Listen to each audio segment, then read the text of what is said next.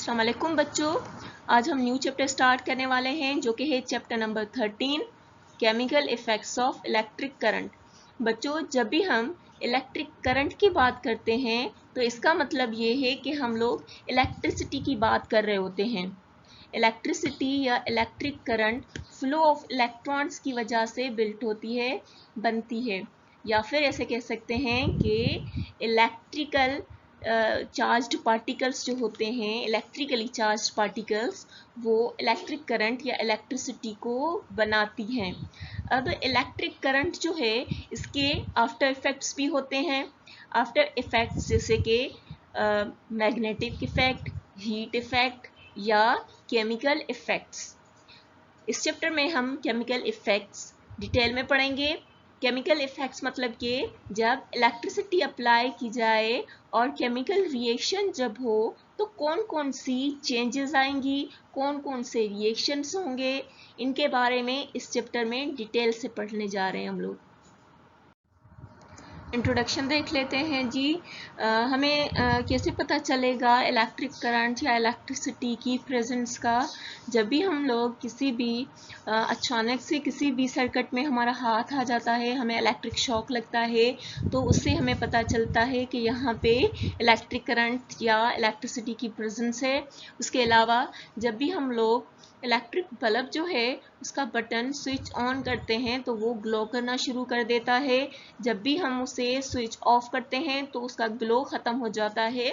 तो ये भी हमें इलेक्ट्रिसिटी या इलेक्ट्रिक करंट की प्रेजेंस बताता है। देखिए कहाँ कहाँ पे इलेक्ट्रिसिटी यूज़ होती है, क्योंकि आजकल टेक्नोलॉजिकल एरा है, मशीन्स जो हैं वो इलेक्ट्रिसिटी की वजह से, इलेक्ट्रिक करंट की वजह से चलती हैं।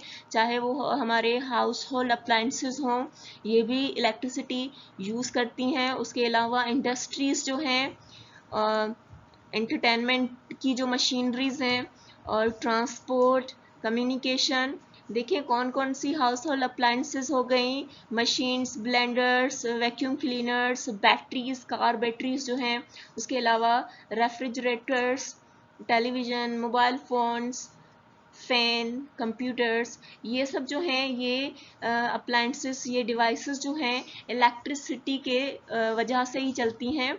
और अगर हम इंडस्ट्रीज़ की बात करें तो इंडस्ट्रीज़ जो हैं, किसी भी मुल्क की जो इंडस्ट्री जो है वो ज़्यादा से ज़्यादा इलेक्ट्रिसिटी अगर यूज़ कर पाती है, जैसे कि इलेक्ट्रिसिटी बहुत ज़्यादा चीप नहीं है, ये एक्सपेंसिव है। तो जो भी कंट्री जितना ज़्यादा प्रोड्यूस कर सकती है इलेक्ट्रिसिटी तो वो रिच कंट्री या डेवलप्ड कंट्री कहलाएगी। तो इंडस्ट्रीज़ जो हैं, इंडस्ट्रीज़ भी इलेक्ट्रिसिटी यूज़ करती हैं एंटरटेनमेंट के लिए। अगर आप देखें तो एंटरटेनमेंट के लिए टेलीविजन्स हो गए, मोबाइल फ़ोन्स हो गए, हम लोग डिफरेंट किस्म की गेम्स खेल रहे होते हैं कंप्यूटर पे, मोबाइल फ़ोन्स पे। तो ये सब क्या है कि एंटरटेनमेंट की जो भी डिवाइसेस अप्लाइंसेस हैं तो उनमें भी इलेक्ट्रिसिटी की ज़रूरत होती है।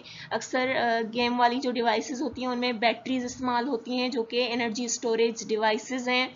ट्रांसपोर्ट में जैसे कि ये यहाँ से ये वाली जो है ये कार की बैटरी है, जो कि कार को चलाने के लिए इस्तेमाल होती है। तो ट्रांसपोर्ट की जो व्हीकल्स वगैरह हैं उनमें भी इलेक्ट्रिक करंट की ज़रूरत पड़ती है। उसके अलावा कम्युनिकेशन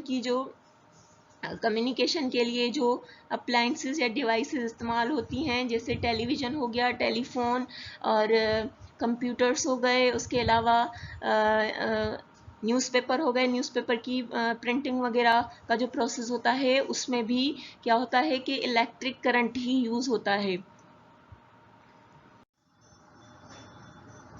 तो बच्चों कुछ सब्सटेंसेस जो होती हैं वो इलेक्ट्रिक करंट को खुद में से पास करवा सकती हैं और कुछ नहीं करवा सकती। देखें यहाँ पे देखें एल्यूमिनियम फॉयल है, एल्यूमिनियम फॉयल जो है इसमें से इलेक्ट्रिक करंट जो है ये पास हो जाता है, इसीलिए इसको कहेंगे कि ये इलेक्ट्रिसिटी या इलेक्ट्रिक करंट जो है उसका कंडक्टर है, क्योंकि इसमें से इलेक्ट्रिसिटी पास हो जाती है। उसके अलावा यहाँ पे देखें कि प्लास्टिक की बनी हुई मुख्तलिफ चीज़ें हैं। ये प्लास्टिक जो है उसमें से इलेक्ट्रिक करंट पास नहीं हो सकता।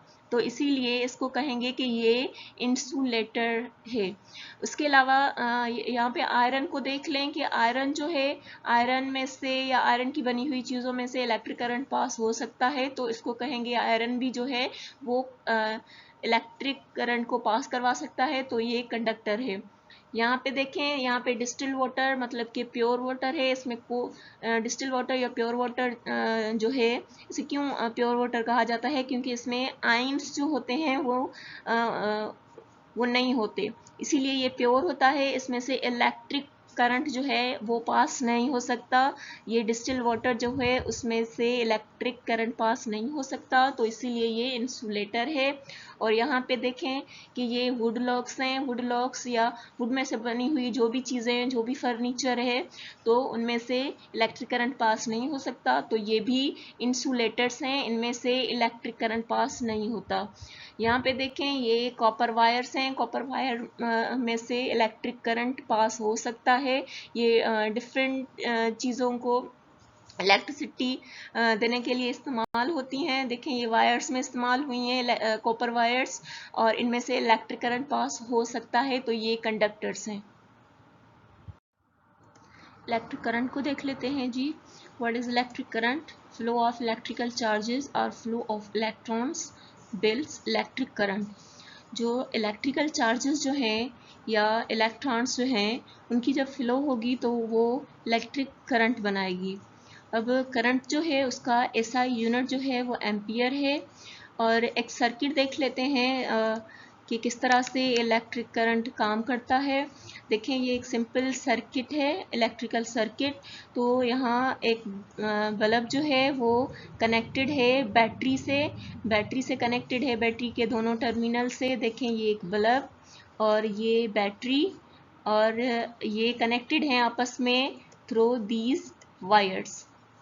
अब देखें बैटरी को अगर देखें तो बैटरी के दोनों टर्मिनल्स, ये इसका पॉजिटिव टर्मिनल जो कि यहाँ से कनेक्टेड है बल्ब के साथ, और यहाँ देखें ये नेगेटिव टर्मिनल बैटरी का जो कनेक्टेड है बल्ब के साथ।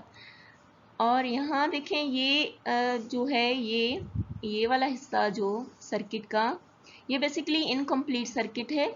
इनकम्प्लीट सर्किट का मतलब ये हुआ कि यहाँ से इलेक्ट्रिकल चार्जेस जो हैं वो फ्लो नहीं करेंगी, जिसकी वजह से यहाँ बल्ब तक इलेक्ट्रिक करंट नहीं पहुँचेगा। बैटरी से होकर बल्ब तक इलेक्ट्रिक करंट नहीं पहुँचेगा। ये सर्किट बेसिकली इलेक्ट्रिकल सर्किट एक पाथ होता है जिसमें इलेक्ट्रिकल चार्जेस जो होती हैं वो फ्लो करती हैं, ठीक है। और यहाँ देखें ये जो की है जिसको मैंने सर्कल करा हुआ है, ये बेसिकली इसका सर्किट का स्विच है।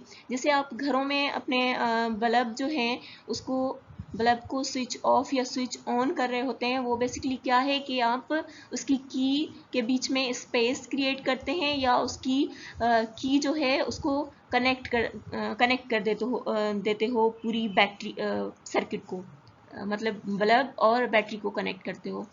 तो यहाँ देखें कि ये यहाँ की जो है स्विच की, तो ये कंप्लीट नहीं है, बीच में गैप है, तो यहाँ इलेक्ट्रिकल चार्जेस की फ्लो नहीं होगी, क्योंकि ये सर्किट ही कंप्लीट नहीं है, जिसकी वजह से बल्ब तक इलेक्ट्रिक करंट नहीं पहुँचेगा। तो ये यहाँ से स्विच जो है वो ऑफ है, तो ये इनकम्प्लीट सर्किट है। लेकिन एक दूसरी फिगर देख लेते हैं।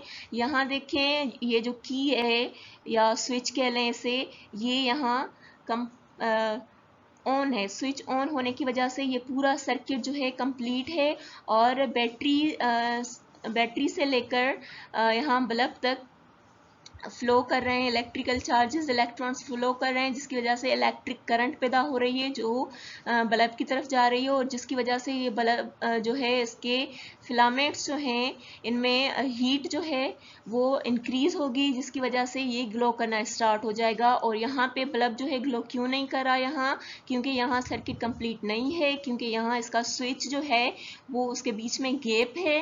अगर गैप होगा तो क्या होगा कि फ्लो ऑफ इलेक्ट्रॉन्स नहीं होगा, करंट की फ्लो नहीं होगी, जिसकी वजह से ये बल्ब ग्लो नहीं करेगा। यहाँ पे देखें ये स्विच इसका ऑफ और यहाँ पे देखें स्विच इसका ऑन है, जो ऑन होके ये पूरे सर्किट को कंप्लीट कर रहा है और पूरे सर्किट में फ्लो ऑफ चार्जेस जो हैं वो हो रही है और इलेक्ट्रिक करंट जो है वो पूरे सर्किट में जो है वो फ्लो कर रहा है, जिसकी वजह से ये बल्ब जो है ये लाइटनिंग कर रहा है ना, ये जल रहा है। ठीक है,